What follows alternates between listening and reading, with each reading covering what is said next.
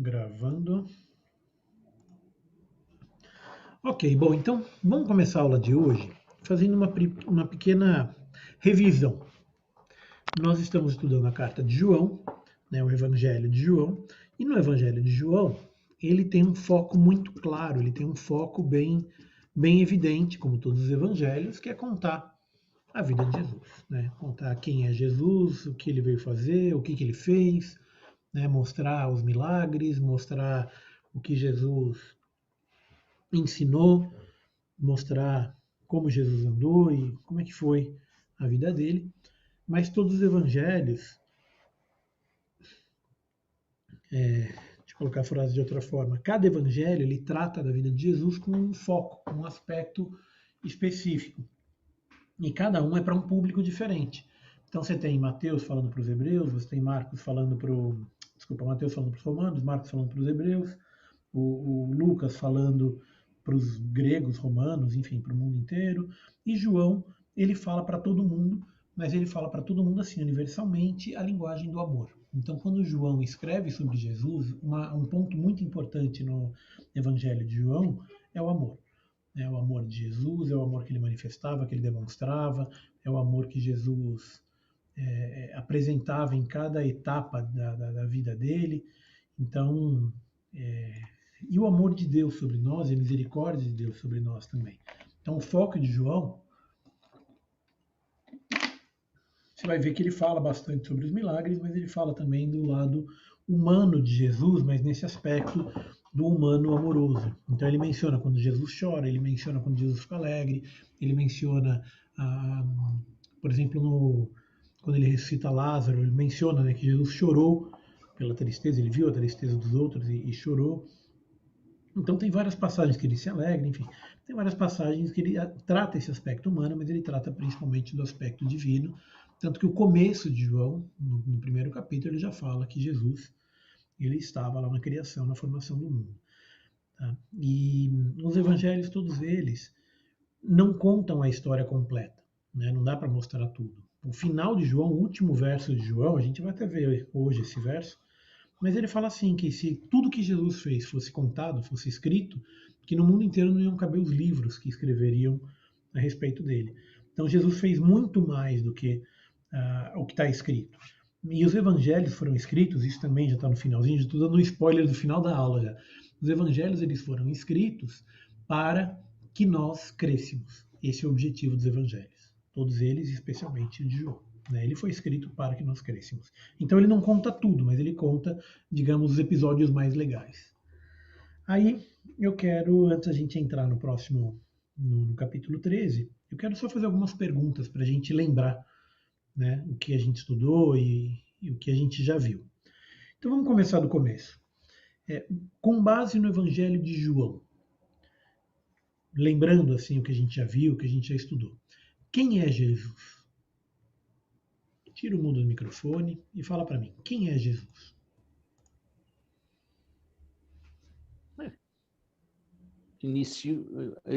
Filho de José e Maria, o Espírito de Deus, né? Uhum. E filho de um carpinteiro que depois, pelo próprio Espírito Santo, ele teve a sabedoria, conseguiu falar, conversar com os letrados, né? Que admiravam ele, e daí para diante, todos sabem, né? Começa a fazer os milagres, né? E tudo bem. Essa é a minha parte.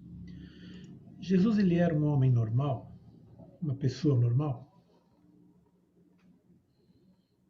Como homem, sim, apesar que tinha o poder do Espírito Santo de fazer milagres, né? Ele era ao mesmo de tempo...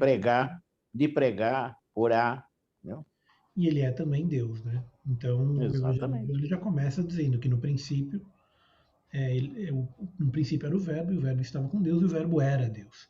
Né? E o Verbo se fez carne e habitou entre nós. Então, assim, o próprio começo do Evangelho já descreve quem era Jesus. Jesus é Deus. Uma das atribuições de Jesus, assim que ele começa, no comecinho também do Evangelho de João, ele dá uma das características de Jesus. Deus deu a ele o poder e a autoridade de fazer uma coisa aqui na Terra. Que poder que ele tinha? Que autoridade era essa que ele Julgar, tinha de Deus? Oi? julgar, Exatamente. julgar. Jesus, ele tinha o poder e a autoridade de julgar. Esse poder ele foi dado por Deus, né? Mas como Jesus, ele se fez carne, ele se fez homem, então ele tinha, além do poder, a autoridade para isso, porque ele sabe o que é ser homem.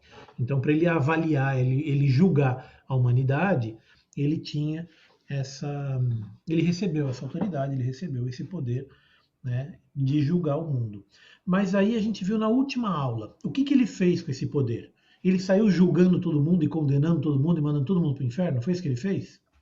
Ele tinha autoridade também de perdoar, né? Ele Exato. tem autoridade de perdoar. Na última aula a gente viu uma frase que Jesus ele mesmo disse.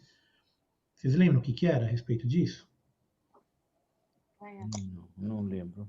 Começa assim, olha, eu não vim para julgar o mundo. Mas para que ele... Para ensinar. Não, o verso ele termina com uma outra coisa. Ele falou, eu não vim para julgar o mundo, mas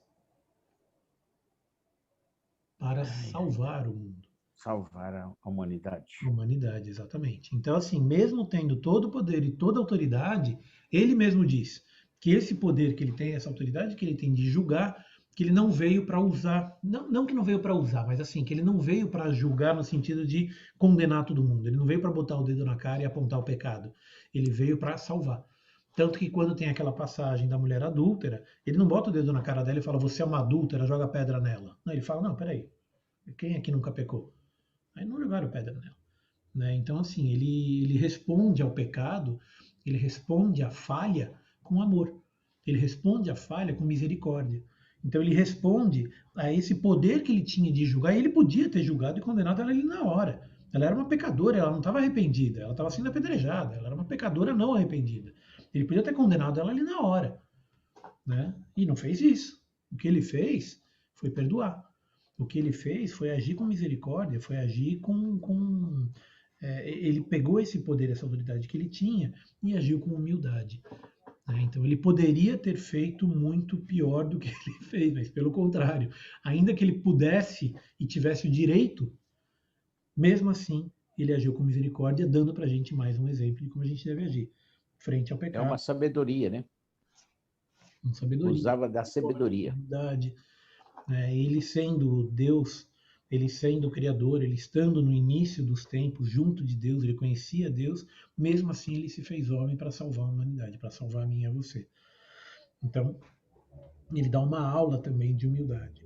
Né? E além dos milagres e tudo mais que acontece. Então, no Evangelho de João, a gente viu a multiplicação dos pães e peixes, a gente viu a cura do cego, a gente viu a cura do paralítico, a gente viu várias discussões de Jesus com os fariseus, né, a perseguição dos fariseus em cima de Jesus, algumas situações em que ele fugiu dos fariseus, em outra que ele enfrentou, né, os fariseus, sempre ensinando e sempre com amor.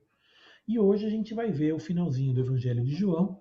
Eu digo finalzinho, mas é praticamente metade do Evangelho, do 13 ao 21, praticamente em tamanho, assim, metade do Evangelho. Mas como ele conta uma história que é muito conhecida da gente, então eu não vou pegar cada detalhezinho, cada pedacinho, mas a gente vai dar uma passada um pouco mais geral. Tá? Eu só quero levantar alguns pontos específicos que são bons a gente aprender. Então, vamos lá. Abram suas Bíblias, quem já não fez isso, em João 13.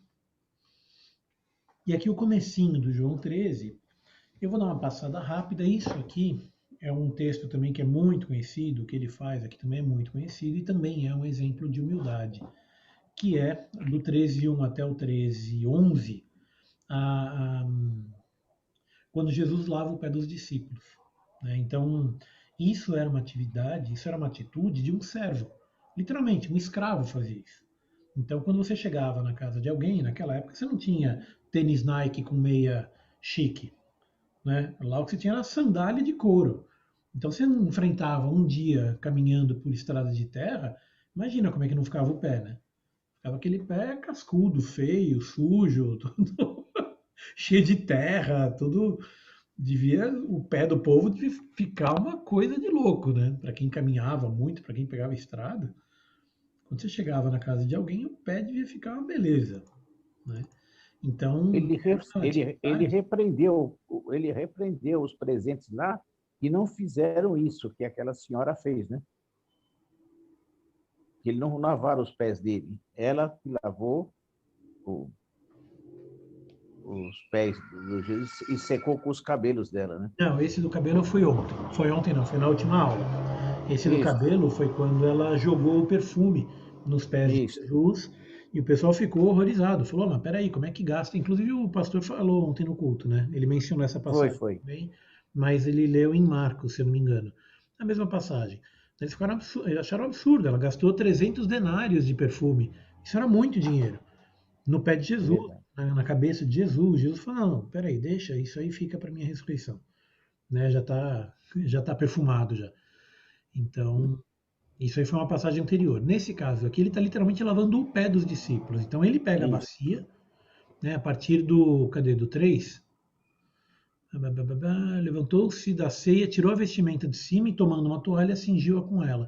Depois deitou água na bacia e passou a lavar os pés dos discípulos e enxugar-lhes com a toalha que estava cingindo.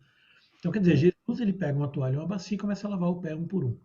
Né? Ele aproxima-se de Pedro e tal, e tem aquela passagem toda. Né? E Pedro não queria deixar, falou, não, peraí, você é o mestre, como é que você vai lavar meu pé? Eu não vou deixar que você lave meu pé. Ele falou, não, você não está entendendo agora, mas depois você vai entender. E aí, Pedro, que era exagerado, ele falou, não, tá bom, vai, então não lava o pé, me lava o corpo inteiro, então. Já que é para lavar, então lava tudo. Jesus falou, não, pera, calma, também não é assim. Uma coisa por vez. Ali no 10, declarou-lhe Jesus, quem já se banhou não necessita se lavar senão os pés. Quanto mais, o resto está limpo. Ora, vós estáis limpos, mas não todos. E aí ele já estava fazendo uma referência a Judas. Né? Então ele já sabia do traidor. João, várias vezes, em várias passagens, ele menciona Judas como sendo traidor. Né? Porque esse evangelho foi escrito muito tempo depois da morte de Cristo. Foi escrito mesmo com uma lembrança. Né? Então, mesmo no meio do evangelho, ele já tinha mencionado 2 ou 3 vezes que Judas, ele tirava dinheiro da bolsa, ele era aquele que iria trair Jesus. Então, tem umas 2, 3 referências que ele faz a Judas, e aqui mais uma vez. Né? No 11, no 3 e 11, ele fala, pois sabia quem era o traidor.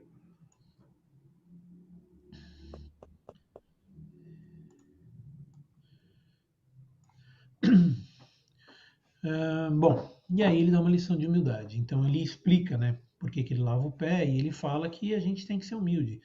Né? Em verdade vos digo, no 16, não é maior do que o meu Senhor, nem o enviado, maior do que aquele que o enviou. Ora, se sabeis essas coisas, bem-aventurados... Não, peraí, onde é que está isso? Aqui não, é no 14, desculpa, eu li errado. Ora, se eu, sendo o Senhor e o Mestre, vos lavei os pés, também vós deveis lavar os pés uns dos outros, porque eu vos dei o exemplo. Então aí, de novo, ele está dando uma lição de humildade e está dando o exemplo de humildade, mais do que falar, ele estava fazendo. Né? Mais do que dar ordem, ele estava servindo.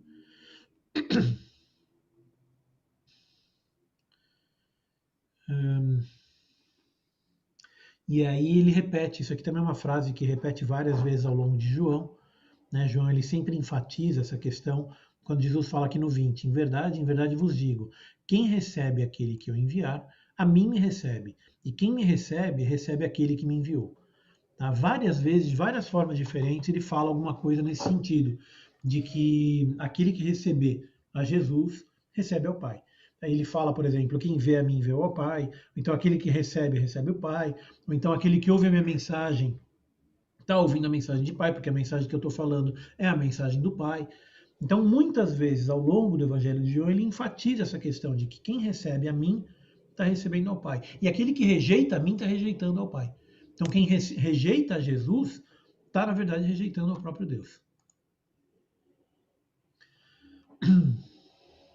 E aí, ainda durante a ceia, né, eles estão aqui comemorando a Páscoa, estão aqui naquela situação de ceia, e aí ele menciona sobre a traição, ele fala, olha, alguém vai me trair, e aí fica naquela coisa, oh, quem vai, quem vai, quem vai?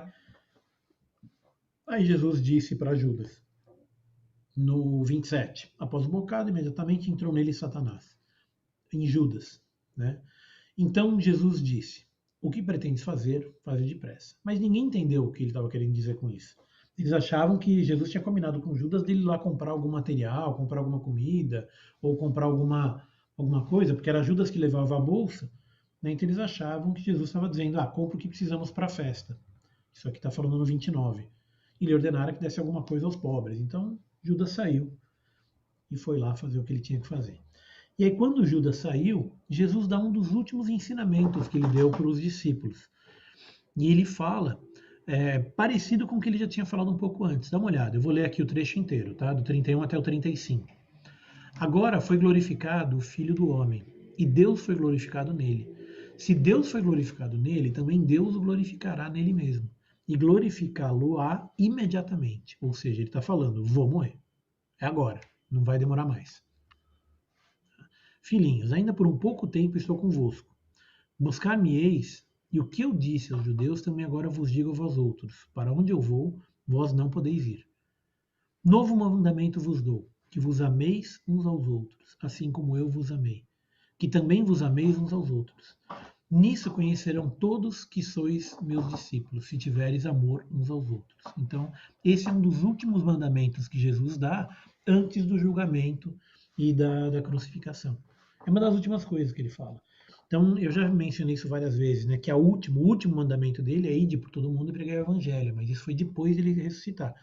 Antes da ressurreição, o último mandamento dele foi amar uns aos outros, como eu vos amei.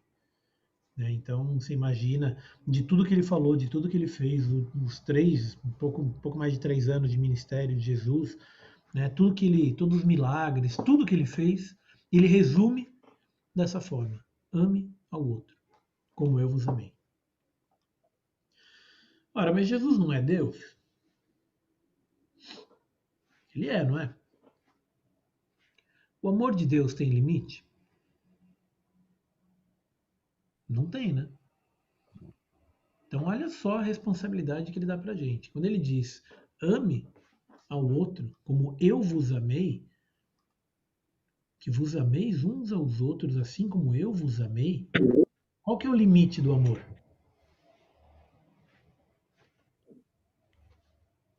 Se ele pisar Infinito, né? no meu pé, então eu não vou mais amar.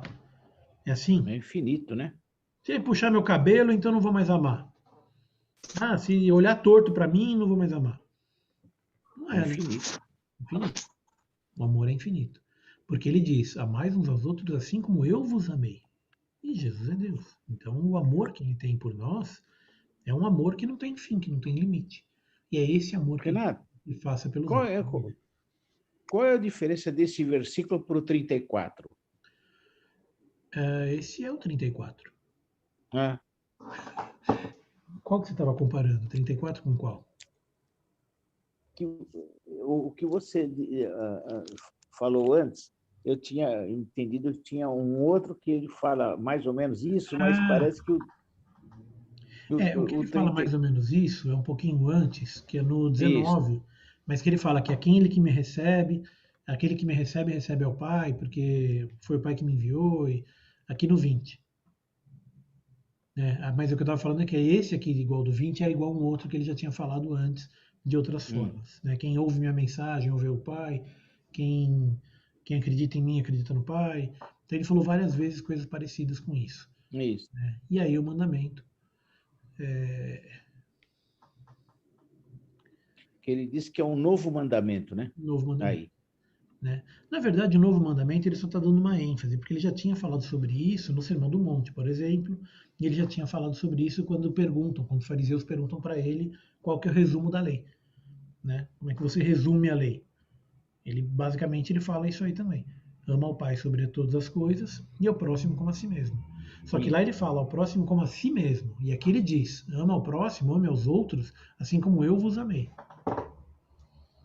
Então aqui ele está dando ele deu uma turbinada no mandamento anterior. No próximo é ame ao outro como você ama a si mesmo. Aqui ele está falando ame ao outro como eu vos amei, ou seja, é mais ainda do que a si mesmo. Porque às vezes a pessoa nem gosta de si mesmo, né? Nem ama a si mesmo. Mas tem que amar o outro como Jesus amou. Né? Que é, digamos, é uma turbinada no mandamento anterior. Ele deu uma. Ele aumentou o nível, vamos dizer assim. Aumentou a dificuldade. Bom, e aí vem aquela história, né, dele falar com Pedro, né, que eles não entenderam, né? Como é que você está falando, mas espera aí, onde você vai? Onde que você vai que eu não posso te seguir? E Pedro falou, ó, por mim, por você, eu vou dar a minha própria vida. E Jesus fala, você vai dar a vida por mim? Em verdade te digo que jamais cantará o galo antes que me negue 3 vezes. Então, para a gente ver, né, que Pedro ele era mais folgado, né? Ele era mais, como é que eu posso dizer? A Carla falou upgrade, exatamente, fez um upgrade no mandamento aqui. Então Pedro falou, né? Eu dou a vida por você. E Jesus falou, vai dar a vida? Vai me negar 3 vezes. Né? Então isso aí, ele até eu acho que essa resposta foi muito humana, a resposta de Jesus. Chegou até a ser um pouco sarcástica, né? Mas ali mostra também o elemento de Jesus com os discípulos. Ele tinha essa questão de não estar falando sério o tempo inteiro. Às vezes ele brincava, às vezes falava. Nesse caso foi uma profecia. Ele falou, olha, você vai me negar 3 vezes. Ele conhecia Pedro melhor do que o Pedro conhecia a si mesmo. E o engraçado, né, Renato, que você vê uma coisa interessante na Bíblia. Tanto Judas como Pedro traíram a Jesus, se você for analisar. A diferença foi de Pedro se arrependeu depois, né? Então, assim, é interessante ver isso, né, para mostrar que às vezes a gente erra na vida, mas o arrependimento é uma coisa importante. Sim, sim. O que eu acho que Pedro fez não chegou a ser uma traição, porque eu acho que cai mais na linha da covardia mesmo, né? Ele foi covarde. Quando botaram o dedo na cara dele, falou, você estava lá com eles. Ele falou, não, eu não. Mas ali foi mais uma questão de medo mesmo. Né? Eu acho que seria uma traição se ele tivesse falado, não, pode matar Jesus mesmo, mata. Aí eu acho que seria traição. Né? Mas não foi isso que ele fez. Ele ficou com medo, basicamente. Ele esqueceu tudo que ele tinha vivido ao lado de Jesus. Ele esqueceu que ele caminhou sobre as águas do lado de Jesus, que Jesus caminhou sobre as águas, esqueceu todos os milagres, esqueceu que Jesus já tinha ensinado, já tinha falado que era necessário que ele morresse. Então, enfim, ele naquela hora ele sentiu medo. A gente vai chegar lá daqui a pouquinho, vai chegar nessa passagem. Tá? Bom, aqui no 14, diga. Quem me chamou? Tá cortando a ligação, não deu para entender. Bom, aqui no 14:5, no 6, ele tem um dos trechos mais conhecidos do discurso de Jesus. Né? No 14:6 ele fala, eu sou o caminho, a verdade e a vida. Ninguém veio ao Pai senão por mim. Se vós me tivesseis conhecido, conheceríeis também a meu Pai. Desde agora o conheceis e o tendes visto. Então aqui ele está de novo falando de uma outra forma, o que ele já tinha falado de muitas outras formas, que quem ouve a mensagem dele, ouve a mensagem do Pai. Quem crê nele, crê no Pai. E aqui ele fala de novo, quem me conhece, conhece o Pai. E vocês conheceram o Pai. É basicamente isso que ele está dizendo.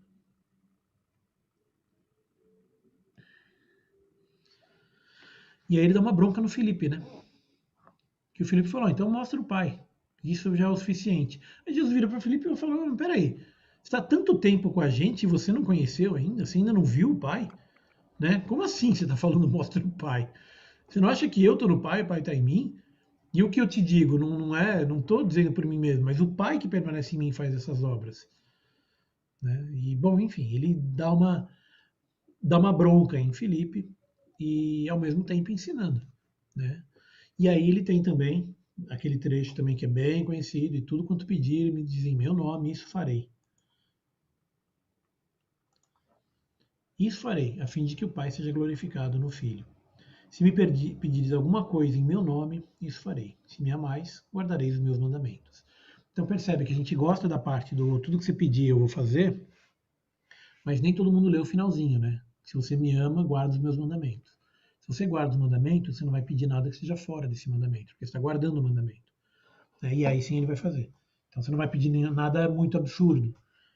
Né? Você não vai pedir nada que foge dos mandamentos. Se você estiver guardando os mandamentos, você vai pedir o que está dentro do mandamento. Se você pedir o que está dentro do mandamento, isso ele fará. Aí, na continuação, ele fala do Consolador. Né? Quem que é o Consolador? O Espírito Santo. Exatamente. O Espírito da Verdade, ele chama aqui no 17. Eu rogarei ao Pai, e ele vos dará outro Consolador, a fim de que seja sempre convosco o Espírito da verdade, que o mundo não pode receber, porque não o vê, nem o conhece. Mas vós o conheceis, porque ele habita convosco e estará em vós. Percebe a diferença que tem aqui? Isso é uma coisa que eu já falei muitas vezes, inclusive na aula que eu falei sobre o Espírito Santo, eu falei disso aqui. Que até a ressurreição de Cristo, o Espírito estava na terra, mas não em nós. Ele agia por meio de nós em várias situações, mas ele não habitava em nós. Aqui, ele deixa isso bem claro, né? Porque ele habita convosco. Habitar convosco é diferente do estar em vós.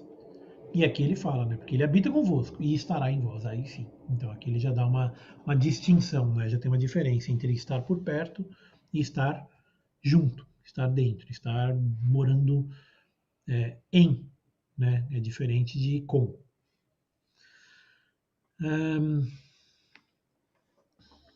Aqui pulando um pouquinho para o 23, né? E se alguém me ama, guardará minha palavra, e o meu Pai o amará, e viremos para ele e faremos nele morada. Percebe o tempo verbal aqui? Por isso até que eu pintei de verde.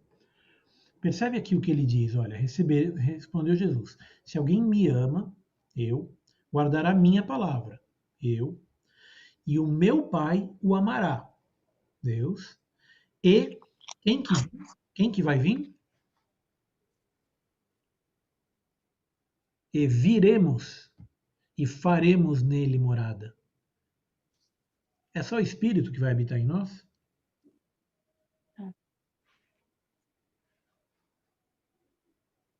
Você percebe o que esse texto está dizendo? Que se alguém me ama, eu, Jesus, guardará a minha palavra. Jesus. E o meu Pai o amará. O Pai. E viremos para ele e faremos nele morada. Jesus, o Pai e o Espírito. Eles são um só. A gente às vezes separa isso, né? Na cabeça da gente são três. O Pai, o Filho e o Espírito Santo são três. A gente tem que tomar muito cuidado para não confundir isso nunca na nossa vida. Porque não existem três deuses, existe um Deus. É um Deus único. Então quando a gente fala que o Espírito está em nós, Deus está em nós. Deus Pai, Deus Filho e Deus Espírito Santo é o mesmo Deus. A gente não está falando em três deuses. A gente não está falando em três entidades diferentes. Né? A gente está falando em um, o Deus único. Mas percebe que ele usa esse verbo, né? E viremos para ele e faremos nele morada.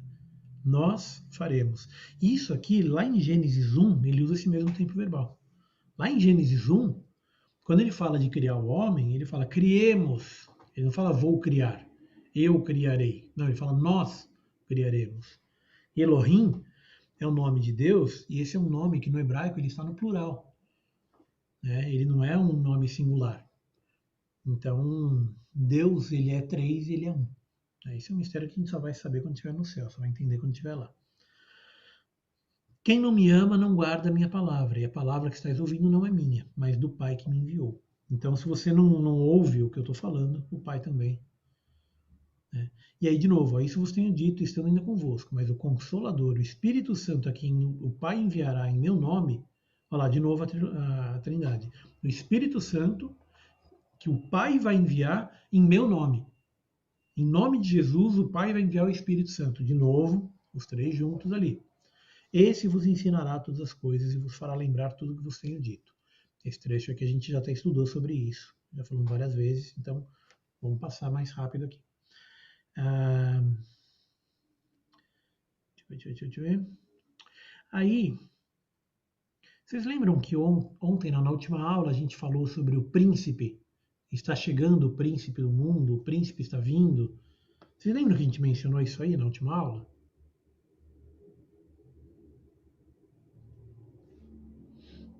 Olha o que Jesus fala aqui no 30, 14:30. Já não falarei muito convosco, porque aí vem o príncipe do mundo. E ele nada tem em mim. De quem que ele está falando aqui, hein? Do anticristo. Do inimigo. O inimigo. Satanás. Exatamente. Então teve uma outra passagem, acho que no 11, no 11 ou no 12 que ele menciona também o príncipe deste mundo. Né? Porque aí vem o príncipe do mundo, ele nada tem em mim. Contudo, assim procedo para que o mundo saiba que eu amo o Pai, que faço como o Pai me ordenou. Então aqui ele faz uma menção também que é uma guerra espiritual, né? Que a gente não deve confundir nunca, que não é uma luta humana, não é uma luta racional, não é uma luta intelectual, é uma luta espiritual. A gente vive no mundo espiritual e a gente participa, a gente está inserido nessa luta. Quer você creia, quer não, quer você goste, quer não faz diferença. A questão é o que você faz com isso. Mas nós estamos inseridos nesse mundo. E esse mundo, ele tem essa batalha espiritual que está acontecendo todo dia ao nosso redor. Então, muitas vezes a gente acha que alguma coisa está acontecendo por um motivo aleatório e é espiritual.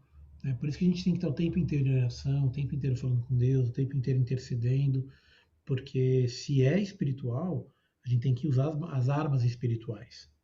A gente vai fazer uma aula sobre a armadura, né? Esse é um texto clássico lá de Corinto, a gente vai estudar isso aí, mas por enquanto só guarda essa informação. Né? Que Jesus já sabia que aí vem o príncipe do mundo, ou seja, Satanás já estava vindo, porque ele já estava sabendo, Satanás já estava prevendo que Jesus seria crucificado. Só que na cabeça do inimigo, isso ia acabar com Jesus. Isso ia ser, tipo, eu ganhei. O inimigo ia achar, na cruz, o inimigo achou que ele tinha ganhado. Ele achou que ele tinha sido vitorioso. Né? Na cruz, tanto que até hoje, em 2020, ele ainda tenta convencer pessoas no mundo inteiro de que Jesus morreu e acabou. Não ressuscitou. Né? E se Jesus não ressuscitou, a nossa fé é morta, como diz Paulo. Se não teve a ressurreição, a nossa fé é morta, não adianta nada. Mas teve a ressurreição. Jesus ressuscitou, habitou entre nós, morou, mais de, 400 pessoas viram ele, não foram só 2 ou 3. Muita gente viu durante mais de um mês, então, enfim, Jesus está vivo. Então, mas aqui nesse ponto, o príncipe do mundo estava indo lá para Jerusalém, para presenciar e talvez para fomentar, né, a crucificação de Cristo. Um pouco antes ele já tinha falado, né, que Satanás entrou em Judas. A gente já leu esse texto hoje. Cadê? Aqui um pouquinho mais para cima, ó, no 7, acho que é 14 aqui ou é 13? Não dá para ler? 13. No 13:7, né, ele fala, após o bocado, imediatamente entrou nele Satanás. Satanás entrou em Judas durante a Santa Ceia, na presença de Jesus. Né? Jesus estava lá. Os discípulos estavam lá. Todos os discípulos estavam dentro da sala. E Satanás entrou em Judas. A gente tem que tomar muito cuidado, porque às vezes a gente não sabe, não está vendo, não sabe o que está acontecendo, mas essas coisas estão acontecendo. Bom, então, aqui ele tem um trecho longo também, eu não vou ler, esse trecho aqui é bem conhecido também, quando Jesus fala da videira, né, e ele faz uma parábola, uma das últimas parábolas que ele faz também antes da crucificação. Repete o último mandamento, né, o mandamento é esse, que vos ameis uns aos outros, assim como eu vos amei. E aí ele vai explicando, né, que o mundo vos odeia. Se o mundo vos odeia, sabia que primeiro que a vós outros me odiou a mim. Então, assim, se a gente ama Jesus, não pode achar estranho se alguém te odiar. A gente acha desagradável, não é legal, não é gostoso. Mas não é estranho. As pessoas podem te odiar não porque você é o que você é, ou porque você faz o que você faz, mas só porque você crê no que você crê. Isso é o suficiente. Então, se você acha que o que eu estou falando aqui é besteira, vai visitar um país árabe. Né? Vê como é que você, como cristão, é visto num país árabe. Principalmente se você for uma mulher cristã num país árabe. Então, você não precisa a pessoa não precisa nem te conhecer. Só o simples fato de você ser cristão, você é inimigo dele. A pessoa te odeia. E te odeia assim, de querer te matar. Não é te odeia de, ai, bobo. Não, é de matar. Por isso tem tanto terrorismo, por isso tem tanta bomba. Porque aquele camarada que bota uma bomba no corpo e vai lá para os Estados Unidos, para a Espanha, para a Inglaterra explodir, ele não acha que ele está explodindo francês, espanhol, inglês. Ele acha que ele está explodindo cristão. Porque a Inglaterra é um país cristão, a França é um país cristão, a Espanha é um país cristão. Na cabeça deles, quando eles vão lá explodir, eles estão matando o cristão. Por quê? Porque é cristão, só isso. Não tem nenhum outro motivo, não conhece aquelas pessoas. Aquelas pessoas nunca fizeram nada para ele, ou fez ou não fez, não sei, mas ele vai lá e odeia só porque é cristão. Então a gente tem que tomar cuidado com isso, porque às vezes a gente não entende por que a pessoa não gosta de você, por que a pessoa te persegue, por que você é odiado, por que, sei lá, o teu chefe não gosta de você, o teu professor não gosta de você. Às vezes não tem motivo. E o que a gente tem que fazer, né? O que a gente tem que fazer quando perceber que alguém me odeia? Qual que é A palavra fala que a gente tem que orar por quem nos maltrata e nos persegue. Exatamente. Orar por aquele que nos persegue. Mas a gente tem que lembrar disso de verdade. Eu vou te falar que às vezes não precisa nem sentir, sabia? É o que você falou mesmo, é lembrar disso e fazer porque é um mandamento. Não é que, eu sinto que eu vou orar por aquela pessoa. Não, Deus mandou orar. Não tem que sentir. Ele me odeia, eu odeio ele de volta. Não, não tem que odiar de volta. Bota na mão de Deus. Fala, Deus, você está vendo o que está acontecendo. Está na tua mão. Cuida daquela pessoa. Faz aí o que você achar melhor para ela. E Deus vai fazer o que achar melhor para ela e para você também. Eu já tive exemplos na minha vida que isso aconteceu. De gente que estava me perseguindo no trabalho, eu orar pela pessoa, a pessoa mudar da água para o vinho em questão de 1, 2 semanas. Mudar completamente.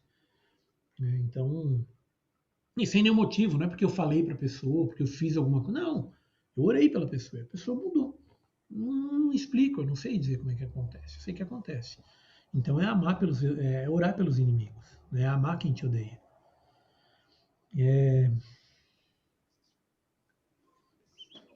Aqui no 20, lembrai-vos da palavra que vos disse, não é o servo maior do que o seu senhor. Não é o servo maior do que o seu senhor. Se me perseguiram a mim, também vos perseguirão a vós outros. Se guardaram a minha palavra, também guardarão a vossa. E tudo isso, porém, vos farão por causa do meu nome, porquanto não conhecem aquele que me enviou. Bom, e aí ele segue, nesse ensinamento de que você deve sempre amar quem te persegue e orar por aquele que te maltrata.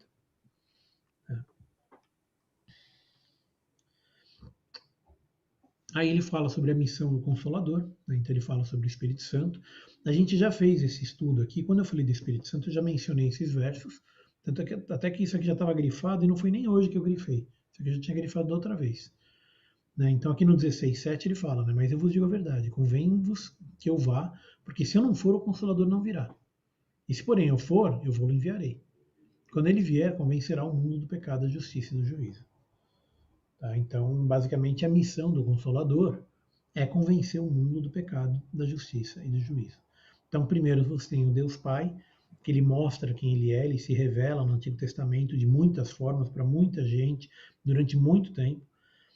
Aí, depois de Deus Pai, vem o Deus Filho, que vem presencialmente e conversa cara a cara com as pessoas, também mostrando a mensagem do Pai, resumindo a mensagem do Pai e ensinando o que o Pai estava ensinando ao longo de toda a história. E por último vem o Consolador, que é o que convence o mundo do pecado, da justiça e do juízo. Eu já falei sobre isso, não sou eu que convenço. Você pode pregar e você tem que pregar.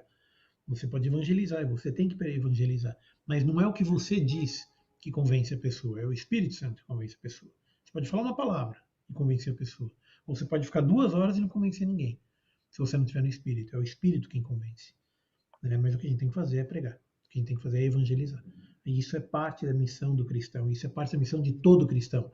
Não é o pastor. Eu vou levar para o pastor orar. Você pode orar.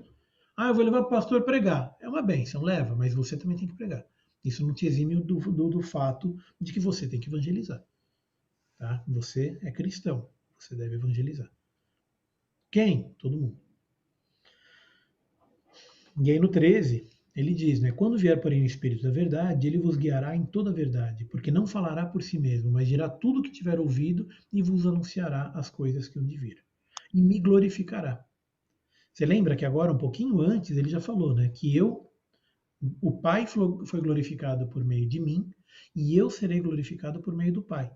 E aqui, o Espírito vai me glorificar, e eu estou glorificando o Espírito. Quer dizer, você tem ali um relacionamento entre os três, que é um sendo submisso ao outro. É impressionante, porque assim, é Jesus glorificando o Espírito, que está glorificando o Pai, que está glorificando o Filho, e o oposto também é verdade. A mensagem que o Pai deu é o Filho que mostra, que revela, e o Espírito que te faz lembrar para você poder falar para os outros. Então está sempre juntos. Está sempre juntos. O Pai, o Filho e o Espírito Santo sempre juntos. Ele me glorificará, porque há de receber do que é meu e vou-lo há de anunciar. Então Jesus já estava anunciando, o Espírito vai anunciando, e eles estão anunciando o quê? Aquilo que o Pai quer que eles anunciem. Tudo quanto o Pai tem é meu. Por isso é que vos disse que há de receber do que é meu e vou-lo há de anunciar. O que é meu é do Pai, o que do Pai é meu. E é assim que funcionam as coisas. Vamos seguir aqui um pouquinho em frente. Aí tem algumas palavras de despedida. Deixa eu ver se tem alguma coisa aqui que eu queria enfatizar.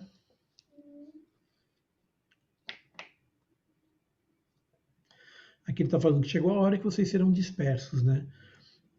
E isso aqui é necessário para que a palavra seja levada para o mundo inteiro. Vocês lembram o que aconteceu em Atos? Assim que Jesus morreu, vocês lembram o que aconteceu em Atos? Logo depois que ele foi crucificado. O que aconteceu lá?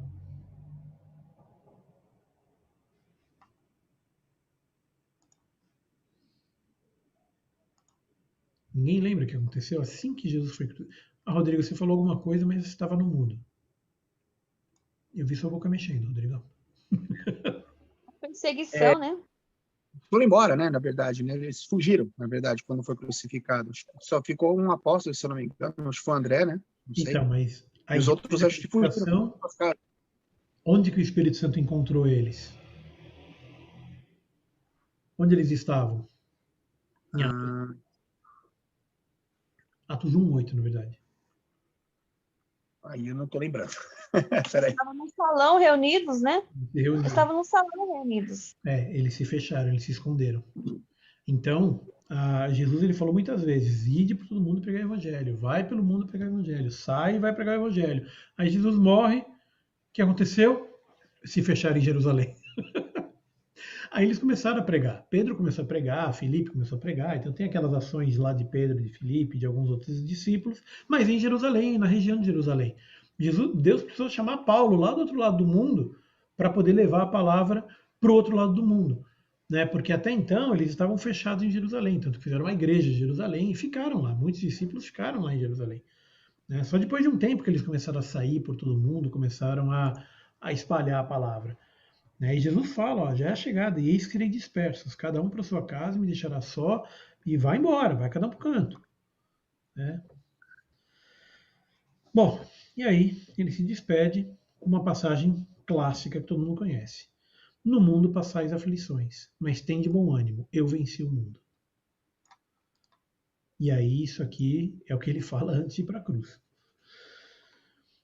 Tem a oração sacerdotal de Jesus, essa é uma oração que eu acho que vocês devem ler, recomendo que leiam completamente, só quero enfatizar duas coisas nessa oração, tá? Mas eu recomendo essa leitura, fica de lição de casa, para a próxima semana ler João 17, inteirinho, tá?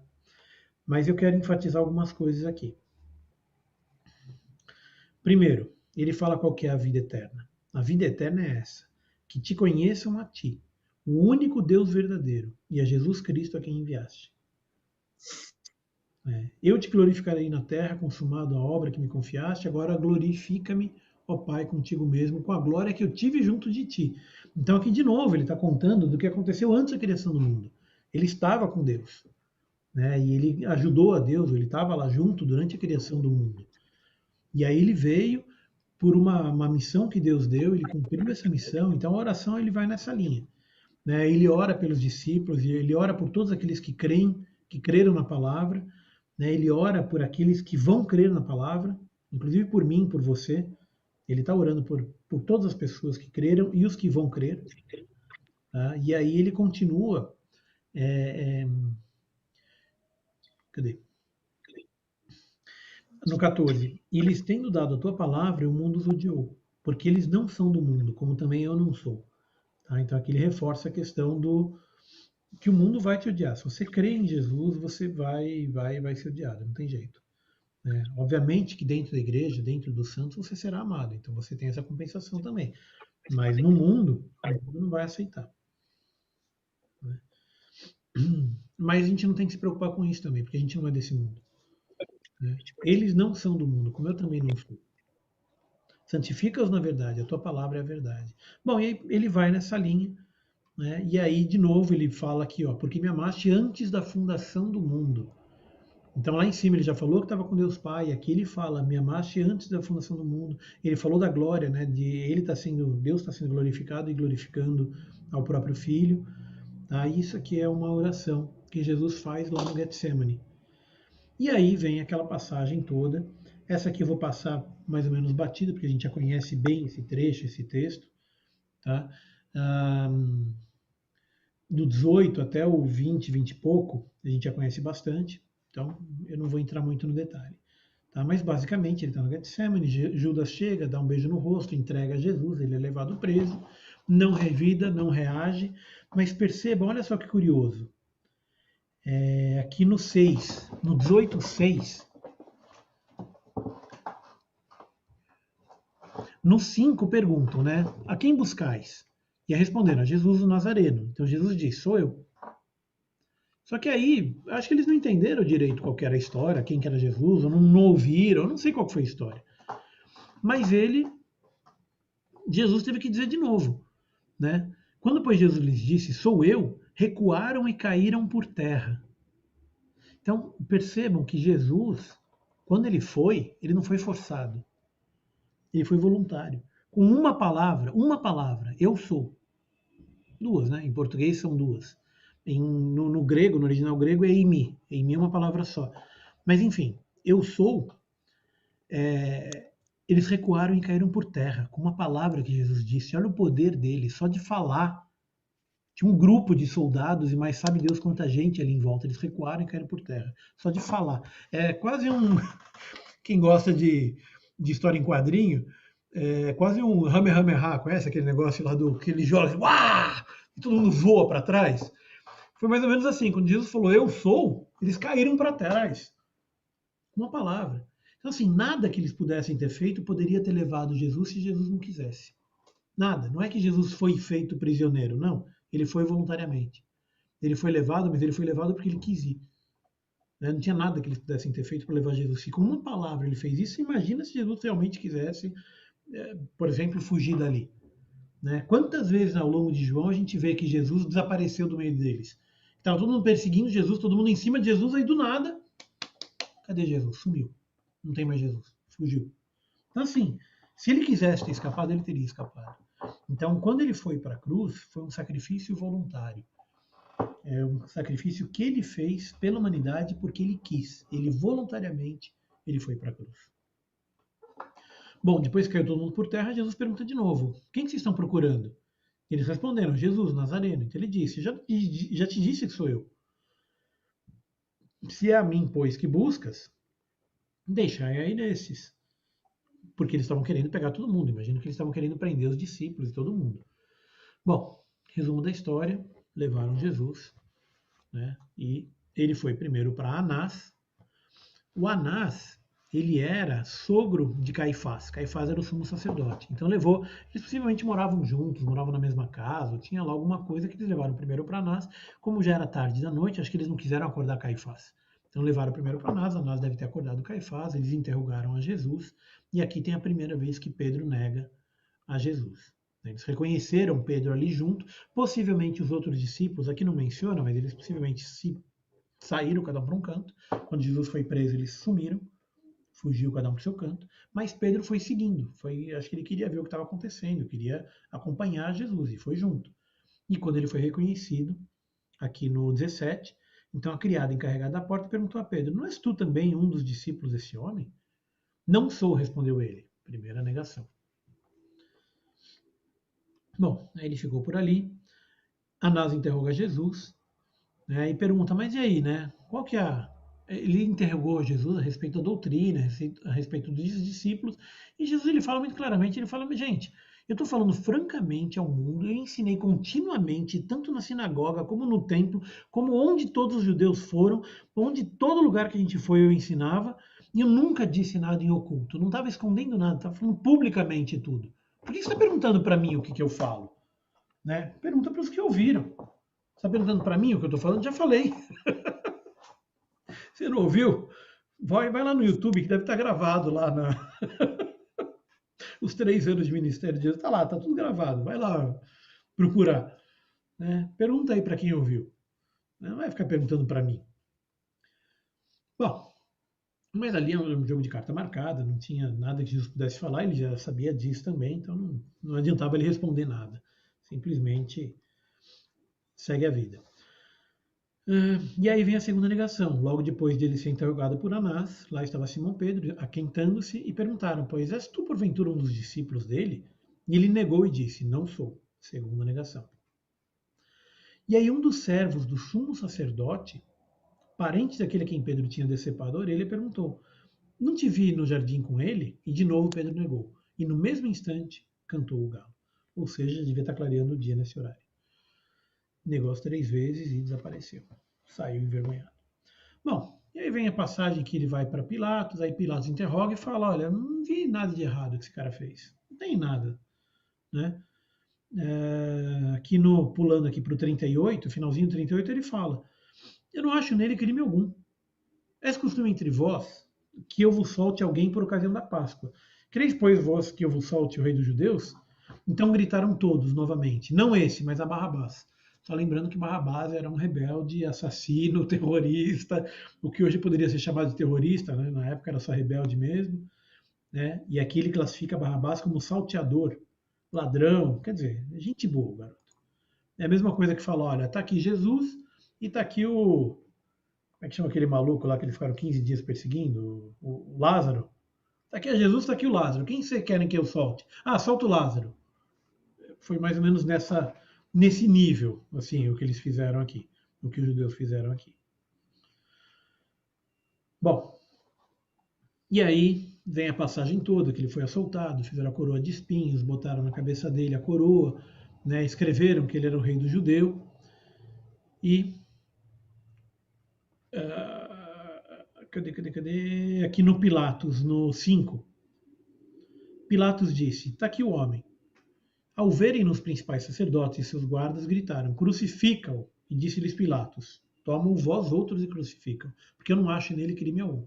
Então Pilatos falou: olha, não é problema meu, quer crucificar, pode levar, mas não é problema meu, pode lavar.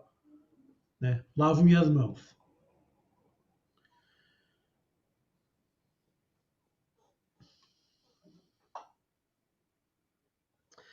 Bom, então, aí, cadê? Tô passando meio rápido, tá? Porque eu queria terminar na aula de hoje ainda, e aqui é o pedaço em que estão levando Jesus lá para fora e levando para crucificar. Essa passagem também é bem conhecida. Então eles tomam a Jesus, botam a cruz, levam lá para fora e crucificam Jesus. E aqui eu só queria enfatizar uma coisinha no 24, no 24, ele fala, né, repartiram entre si as minhas vestes, sobre a minha túnica lançaram sortes. Isso aqui é um texto, é uma citação direta do texto que está lá em Salmo 22, 18. Ele fala exatamente isso. Deixa eu abrir aqui. E repartem entre si as minhas vestes, e sobre a minha túnica deitam sortes. Ah, então isso aqui também era uma profecia de Davi. E a túnica, só para vocês terem uma ideia, ele era uma túnica que ela foi tecida de alto a baixo. Isso era raro naquela época, ou seja, era um tecido valioso. Não era um tecido comum, que tinha várias costuras. Quem teceu essa túnica para Jesus, teceu ela inteirinha. Isso aqui era quase uma túnica real, não era todo mundo que tinha um negócio desse. Tá? Bom, repartiram a túnica, repartiram as coisas de Jesus, crucificaram a Jesus. Aí tem aquela passagem que Jesus vira para João, no 25. E junto à cruz estavam a mãe de Jesus e a irmã dela, Maria, e a mulher de Clopas, e a Maria Madalena. Vendo Jesus sua mãe e junto a ela o discípulo amado, quem que era o discípulo amado? João. João. Ponto para quem disse João no mudo.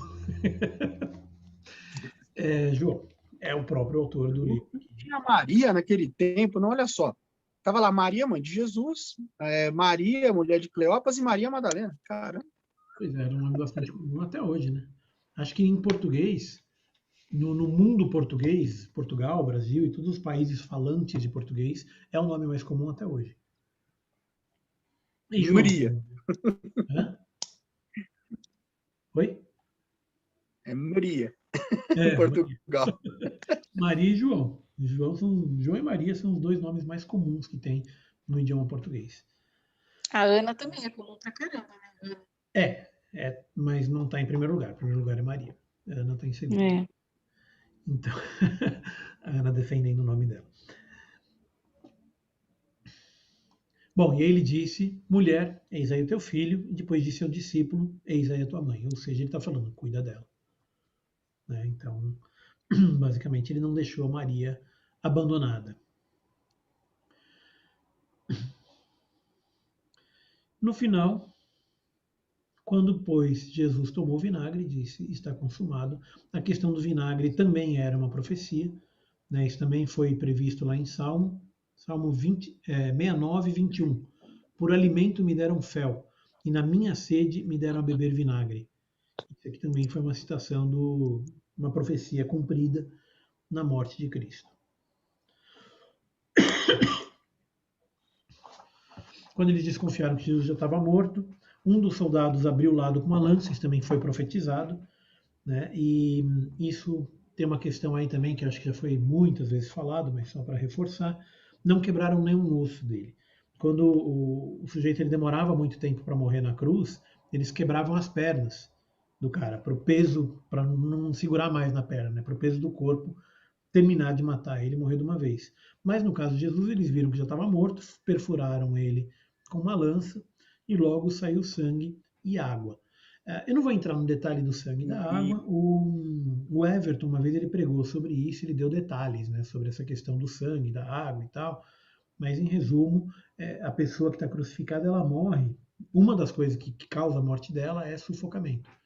Ele é sufocado porque vai acumulando água no pulmão, até que uma hora ele sufoca, entre outras coisas, tá? Isso é um dos motivos, mas não é o único. E aí, quando ele perfura o pulmão e viu que sai água, já viu que o negócio já foi, né? E não quebrou nenhum osso. Foi bom para provar mesmo que morreu na cruz, né? Dizer que ele estava realmente morto, né? Porque tem gente ainda que gosta de duvidar disso. Foi enterrado vivo. Não foi, ele morreu. Né? O Renato, diga. Salvo engano, eu já ouvi dizer que, como era sábado, eles não podiam enterrar ele, uma coisa assim. Então, eles quebravam as pernas do crucificado para ele não fugir. Não sei se isso tem fundamento. Não é para não fugir, ele morre mesmo. É para morrer. Porque o cara está crucificado, ele não tem como. Né? Não, eu sei, mas os outros lá estavam amarrados, ele estava crucificado, os outros estavam amarrados, né? Então, diz que eles quebravam as pernas, que era para o sujeito não sair, não fugir, né? Porque acho que não, era sábado, qualquer coisa assim. Eu acho que não era isso aí, não. É a primeira vez, na verdade, que eu ouço isso aí de não fugir, porque uma pessoa que está presa numa cruz, de braço e perna amarrada, não tem muito para onde ir, né? Não tem muito como correr. Ali eles quebravam a perna, porque daí o peso do corpo fazia com que a pessoa terminasse de morrer. Né? Isso Entendi. Eles faziam quando ele já estava quase morto. Quando quebrava a perna, ele terminava de morrer. Basicamente era o golpe final.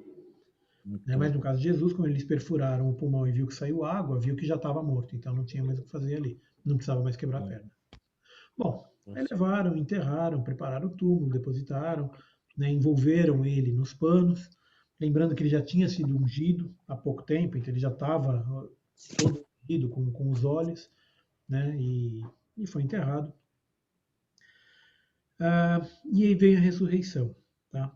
A ressurreição, ela vale também vários sermões, várias pregações, a gente já ouviu muitas delas, então eu também não vou gastar muito tempo aqui na ressurreição, eu só quero enfatizar duas coisas. A primeira é que a pedra que colocaram no túmulo era uma pedra muito pesada, e era uma pedra assim, que precisava de várias pessoas para colocar, e era impossível que fosse tirada de dentro. Então assim, não tinha nenhuma chance dele ter levantado, por exemplo, não morreu, acordou, empurrou a pedra e saiu. Não, isso não existe. Morreu e estava morto. Ele realmente ressuscitou. Quando abriram a pedra, ele já não estava mais lá. Não é que abriram a pedra e ele saiu, não. Quando abriu a pedra, já não estava mais lá. Aqui, quer ver? Entrou no sepulcro, ali no 6, no 26. No capítulo 20, verso 6. Então Simão Pedro, seguindo, chegou e entrou no sepulcro. Ele também viu os lençóis. E o lenço que estivera sobre a cabeça de Jesus, que não estava com os lençóis, mas deixado no lugar à parte. Então, assim, Jesus ressuscitou, saiu, não estava mais lá. Depois disso, ele aparece para Maria Madalena, ele aparece para as mulheres, né, não só para Maria Madalena, a gente vê nos outros textos, dos evangelhos, que ele aparece para as mulheres, né, e ele aparece para os discípulos, aqui ele repete esse texto em Lucas 24 também, ao cair daquela tarde, primeiro dia da semana, trancadas as portas, lembrando que o primeiro da semana é domingo, tá? Na cultura hebraica, o primeiro dia da semana é o domingo. Trancadas as portas da casa, e ele estava lá dentro. Ele simplesmente apareceu lá dentro e falou: paz esteja convosco. O povo deve ter dado, deve ter assustado, e não foi pouco. Né? Simplesmente, Jesus do nada aparece no meio deles e paz esteja convosco. Mas, obviamente, eles se alegraram e tal, enfim. E aqui ele fala: e havendo dito isso, soprou sobre eles e disse-lhes: recebei o Espírito Santo. Se de alguns perdoardes os pecados, são-lhes perdoados. Se dos retiverdes, são retidos. Então aqui ele está mostrando também, né, quando volta Jesus, apareceu no meio deles, Tomé não estava lá, a gente já conhece essa história. Depois de alguns dias ele volta e Tomé estava com eles. 8 dias depois, passados 8 dias, estavam outra vez ali reunidos seus discípulos e Tomé com eles, estando portas trancadas. Jesus apareceu de novo: paz esteja convosco. Né? E aí ele pôs, né, a questão do dedo, botou o dedo na mão, botou o dedo na chaga, e respondeu Jesus a Tomé. Respondeu-lhe Tomé: Senhor meu e Deus meu. E disse-lhe Jesus: por que me viste e creste? Bem-aventurados os que não viram e creram. No finalzinho ele dá o objetivo do evangelho, eu já dei esse spoiler no começo da aula. Né? Ele fala: na verdade, Jesus fez diante dos discípulos muitos outros sinais que não estão escritos nesse livro.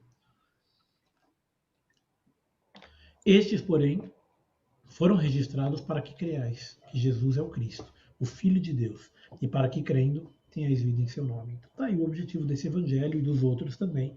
Eles foram escritos para que creiam que Jesus é o Cristo. Jesus volta, aparece de novo. Dessa vez ele aparece para 7 discípulos, né? Quando ele aparece lá perto do mar, né? Que eles estavam saindo e não pegaram nada. Daí Jesus fala: volta lá, joga do outro lado. Eles foram, pegaram coisa pra caramba, pegaram muito peixe, né? Então reconheceram Jesus só depois que eles já tinham pego os peixes. Agora, manifestar junto a Tiberíades.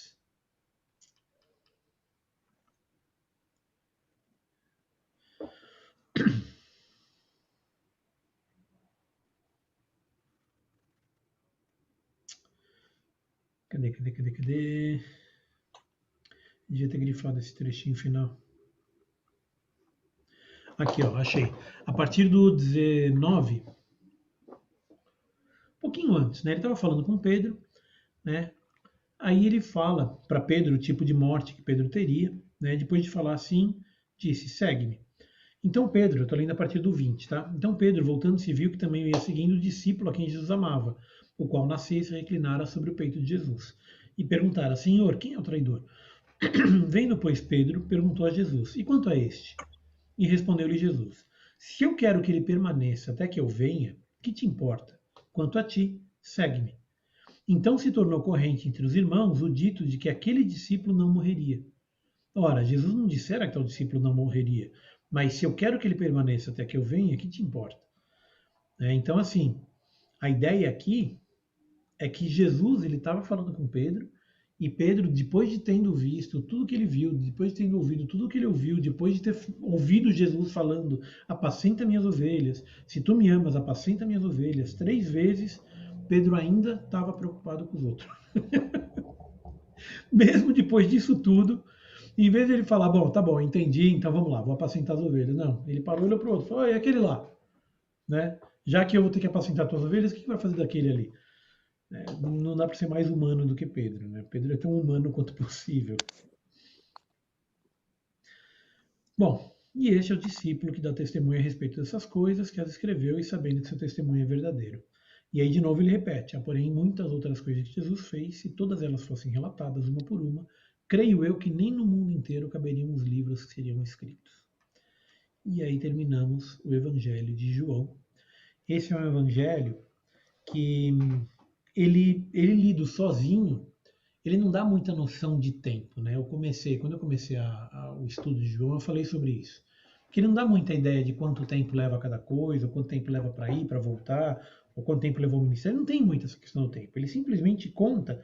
A impressão que me dá é que o livro de João, o Evangelho de João, ele foi escrito como uma lembrança mesmo, né? É uma pessoa lembrando do que aconteceu e escrevendo a esse respeito. Ele foi escrevendo conforme ele foi lembrando das coisas e foi botando as coisas que ele mais gostava, os trechos que ele achava mais legais. Aí, como é que eu tiro esse negócio aqui?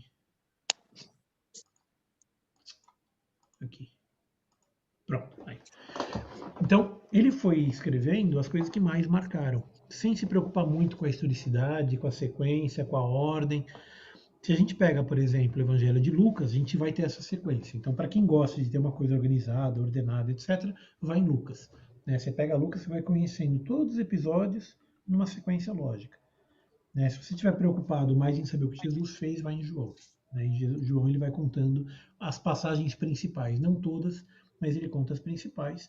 E fica claro que ele conta isso depois de um tempo, porque algumas coisas ele conta muito resumidamente. A impressão que dá é que ele está contando conforme ele vai lembrando. Então ele lembra de uma coisa, lembra de outra, e vai, escreve uma, escreve outra, para contar mais ou menos o que aconteceu na história. Lucas não, Lucas é metódico. Então ele vai, conversa com um, ele claramente conhecia o texto de Marcos, claramente ele conhecia o texto de Mateus, quando ele escreveu o Evangelho de Lucas. João, possivelmente, foi o último evangelho escrito. A gente não tem exatamente a data, mas é possível que ele tenha escrito já um pouco antes do Apocalipse, quando ele já estava lá na ilha de Patmos. É possível que ele tenha escrito lá, a gente não tem certeza da historicidade, mas a ideia é que já passou algum tempo depois da morte de Cristo, quando ele escreveu. Obviamente, para quem viveu aquelas coisas, a memória ainda estava fresca, ele ainda lembrava de tudo o que aconteceu. E a questão, acho que principal, que a gente pode resumir do Evangelho é o amor, a misericórdia de Cristo, o exemplo que ele dá, no amor, na misericórdia, na humildade, e também que Jesus ele é Deus. Então não é só que Jesus ele veio como mensageiro, ele não é um profeta. No começo da aula eu perguntei, quem é Jesus? Jesus não é um profeta. Hoje em dia tem gente que fala isso. Era um profeta. Para os islâmicos, para os muçulmanos, eles reconhecem que Jesus era um cara legal. Mas era isso, era um profeta. Um profeta enviado por Deus que trouxe uma mensagem, só isso. E no Evangelho de João fica claro que Jesus ele estava com Deus, Jesus era Deus. Muitas vezes ele repete isso de várias formas diferentes. Jesus falando que quem crê nele crê no Pai, quem crê no Pai crê nele, quem ouve a mensagem dele ouve a mensagem do Pai, quem segue a mensagem dele segue a mensagem do Pai, quem segue ele segue ao Pai. Então assim, muitas vezes ele repete isso. E quando ele fala do Espírito é a mesma coisa. Eu falei hoje na aula de hoje, que você o Pai enviou ao Filho, que vai deixar o Espírito, que vai glorificar o Pai, que glorificou o Filho, e por meio do Filho o Pai foi glorificado, que também glorificou o Espírito, que vai glorificar o Filho. Então percebe que a coisa está sempre ligada. Os três não têm uma hierarquia que você pode falar, não, o Pai é superior ao Filho, que é superior ao Espírito. Não, eles são juntos. Eles são um. Nós temos um Deus. Então quando a gente fala que o Espírito Santo de Deus está em nós, a gente fala que Deus está em nós. E não dá para distinguir isso. Não dá para falar que eu tenho Espírito, mas não tenho o Deus Pai. Eu tenho Espírito, mas eu não tenho o Filho. Não. Quem crê no Pai, crê no Filho. Quem crê no Filho, crê no Pai. As coisas estão ligadas. Tá bom? E a questão do amor, no Evangelho de João, que uma coisa que me marcou isso há muitos anos num estudo, é que o amor, ele é uma escolha. Ele é uma escolha. E o mundo normalmente fala que eu amo, é a questão dos sentidos, eu senti isso, eu senti aquilo. Não, o amor é uma coisa totalmente racional, ele é uma escolha, você escolhe amar, você escolhe perdoar, e é uma escolha. O amor é uma escolha, não é que eu estou sentindo. Ele é um mandamento também. Exato. Então, quando Jesus fala amai ao próximo, ele não está falando, se você gostar dele, então você pode amar, tá bom? Não, não tem a ver com sentimento. O amai ao Não, próximo é uma ação, o amor é ação. Amor é atitude, exato. não é sentimento. É óbvio que se o amor tiver somado à paixão, tiver somado sei lá, o apreço, é legal, é melhor. Mas você deve amar o teu inimigo, você deve orar pelo teu inimigo. E amar o teu inimigo não significa gostar dele. Significa agir com amor, significa agir de forma amorosa, significa manifestar o amor de Deus, inclusive para o teu inimigo. Né? Então você não responder maldade com maldade, você responder o mal com o bem. Você não responder uma palavra agressiva com outra palavra agressiva. Você responder uma palavra agressiva com amor. Você responder uma palavra agressiva com tranquilidade. Então você deve amar a todos. Né? E Jesus fala, amai os outros. Ele não fala amar quem você gosta. Fala amar os outros. Todos. Como eu vos amei. Então, assim, não tem distinção. E não tem limite. Também, eu vou amar até aqui, ali eu não vou mais. Eu vou amar até esse ponto aqui. Se pisar no meu calo, aí eu vou chutar. Não é assim. Né? Como eu vos amei, Jesus era Deus. Deus não tem limite no amor. Então, o Evangelho de João deixa isso muito claro. Né? Ele repete isso muitas vezes. E ele fala também que Jesus ele é Senhor. Ele é Senhor no sentido maior do que a gente imagina. Não é só um mensageiro, não é só alguém que veio, e morreu na cruz, tadinho de Jesus. Já ouvi, quantas vezes já ouvi isso? Tadinho de Jesus. Tadinho do menino de Jesus. Gente, não tem nada de tadinho em Jesus. Jesus é Senhor, Deus poderoso. Jesus é o juiz.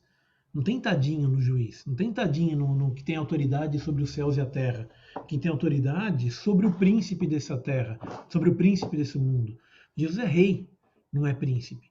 Né? Ele tem autoridade sobre todos os reinados desse mundo. No Apocalipse, a gente não estudou isso ainda, mas lá no Apocalipse deixa muito claro quem vai reinar. Né? E ele veio para reinar, ele veio para vencer e vence. Ele veio para reinar e reina sobre todos os reis. Ele é rei sobre todos os reis. Então Jesus, ele veio com humildade, ele veio com mansidão, ele veio com misericórdia, com graça, mas ele é Senhor. A gente não pode esquecer disso. Então a gente não pode nunca perder a reverência, né? Na igreja, na oração, a gente não pode perder isso, porque Jesus ele é Deus, Jesus é o Senhor, ele é o Senhor dos senhores, ele é o Rei dos reis, e ele vem primeiro ele vem para salvar, ele mesmo diz, eu venho para salvar, mas ele tem poder de juiz. Então ele veio para salvar, mas ele veio para salvar aqueles a quem o Pai enviou. Ele veio para salvar aqueles que creram na palavra, aqueles que creram na mensagem. Estes serão salvos. Mas ao mesmo tempo que ele veio para salvar estes, ele veio para julgar os outros.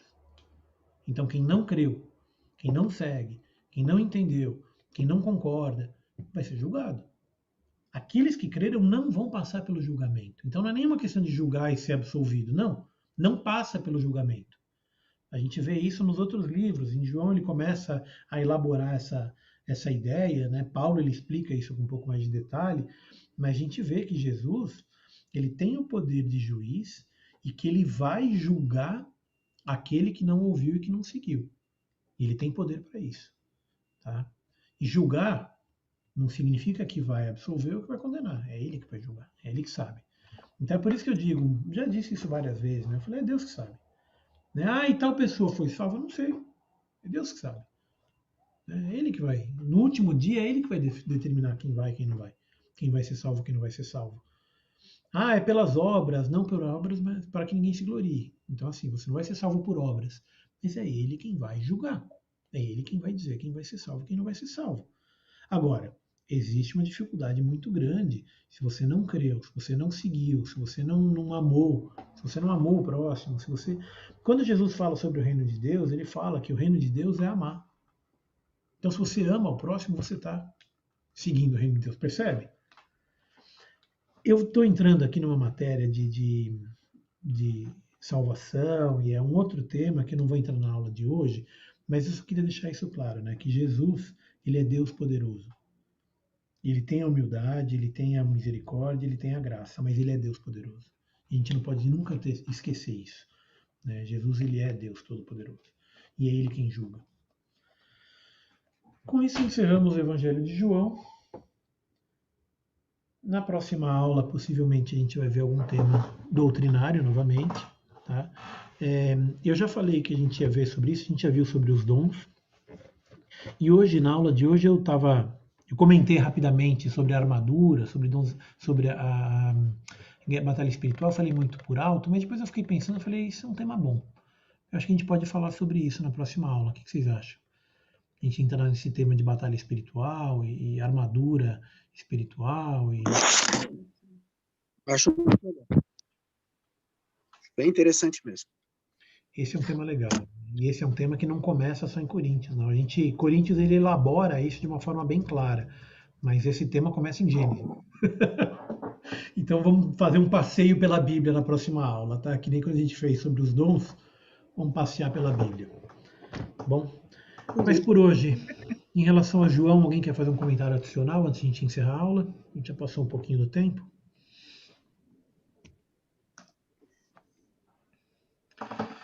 Não? Então, vamos encerrar a aula de hoje. Eu vou abrir para quem quiser orar, fazer uma oração rápida para a gente encerrar. Lembra de tirar o mudo, pode orar.